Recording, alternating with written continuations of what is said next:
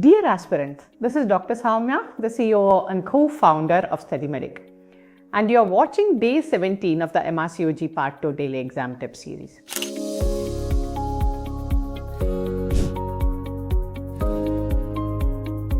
PCOS diagnosis just changed. ESHRE 2023 introduced something new, and it will appear in your SBAs.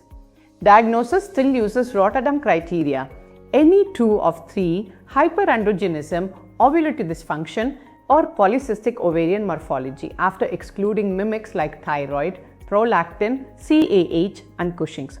The headline change: in adults, serum AMH can replace pelvic ultrasound as the morphology criterion.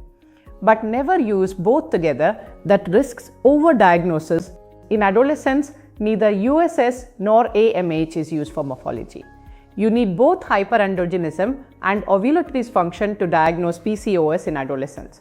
Shortcut: if a patient has irregular cycles and hyperandrogenism, diagnosis confirmed, no imaging or AMH needed, management, lifestyle first for all.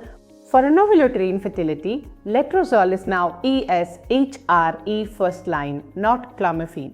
2 SBA traps. AMH replaces USS in adults, never use both. And letrozole is first line for ovulatory induction in PCOS, not clomiphene.